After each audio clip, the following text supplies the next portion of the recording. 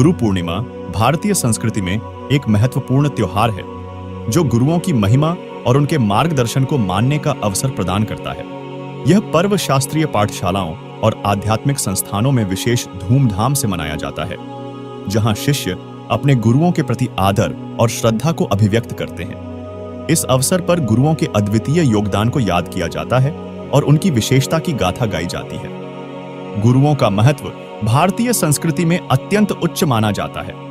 गुरु शब्द का अर्थ होता है अंधकार से प्रकाश की ओर ले जाने वाला। गुरु हमें अंधकार से प्रकाश की ओर ले जाते हैं। वे हमें ज्ञान, बुद्धि और आत्म कल्याण की दिशा में मार्गदर्शन करते हैं। तो चलिए गुरु पूर्णिमा के इस अवसर पर जानते हैं गुरु की आवश्यकता हमें क्यों है। कबीर साहब जी ने गुरु की आवश्यकता बताते हुए कहा है, गुरु बिन माला फेरते, गुरु बिन देते दान, गुरु बिन दोनों निष्फल हैं, चाहे पूछो वेद पुराण। रामकृष्ण से कौन बड़ा, उन्हों भी गुरु कीन, और तीन लोक के वे धनी, गुरु आज्ञाधीन। अर्थात श्री राम तथा श्री कृष्ण जी को तो आप भगवान मानते हो। जब रामकृष्ण ने गुरु धारण करके भक्ति की और स्वर्गलोक प्राप्त किया, फिर सामान्य मानव को तो गुरु बनाना अनिवार्य ही है, क्योंकि गुरु धारण किए बिना आप चाहे राम नाम की माला कितना भी फेरते रहो, चाहे दान करते रहो, ये दोनों ही व्यर्थ हैं। लेकिन सवाल यह उठता है कि लाखों करोड़ों संतों की भीड़ में से हम किसको गुरु बनाएं? तो आपको बता दें, हम सभी इस कथा से परिचित हैं कि जिस समय राजा परीक्षित को एक ऋषि के श्रापवश तक्षक सर्प ने डसना था, तो उस समय परीक्षित के उद्धार के लिए श्रीमद् भागवत सुधा सागर की 7 दिन कथा करनी थी।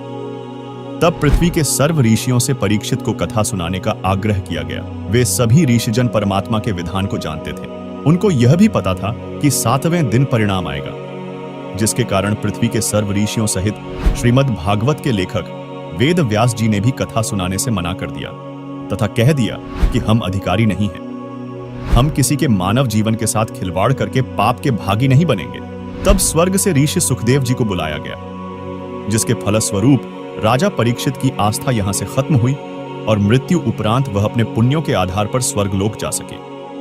जिससे यह स्पष्ट होता है कि अनाधिकारी को गुरु बनाना ठीक नहीं है, बल्कि अधिकारी गुरु यानी पूर्ण गुरु होना अति आवश्यक है, तभी लाभ संभव है। ऐसे में यह प्रश्न भी उठता है कि पूर्ण गुरु कौन है? तो इस विषय में कबीर परमेश्वर ने कबीर सागर के अध्याय जीव धर्म बोध के पृष्ठ 1960 में पूर्ण गुरु की पहचान बताते हुए कहा है, गुरु के लक्षण 4 बखाना। प्रथम वेद शास्त्र को ज्ञाना, दूजे हरि भक्ति कर्म मन कर्म बानी, और तीसरे सम दृष्टि कर जानी, और चौथे वेद विधि सब कर्मा। ये 4 गुरु गुण जानो मर्मा। अर्थात पूर्ण गुरु यानी तत्वदर्शी संत वह होता है जो वेदों तथा अन्य सभी ग्रंथों का पूर्ण ज्ञानी हो।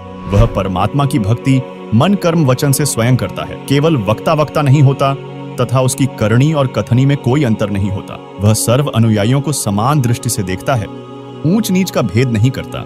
वह सर्व भक्ति कर्म वेदों के अनुसार करता तथा करवाता है। साथ ही पवित्र गीता के अध्याय 15 श्लोक 1 में कहा गया है कि जो संत संसार रूपी उलटे लटके हुए वृक्ष के सभी विभागों को वेदों अनुसार बता देगा, वह तत्वदर्शी संत अर्थात पूर्ण गुरु होगा। तो चलिए अब आपको बताते हैं वर्तमान में पूर्ण गुरु कौन है। संत रामपाल जी महाराज बताते हैं, अक्षर पुरुष एक पेड़ है और सरपुरुष वाकी डार, निरंजन कहो सरपुरुष कहो, और तीनों देवा शाखा है बाई पात रूप संसार।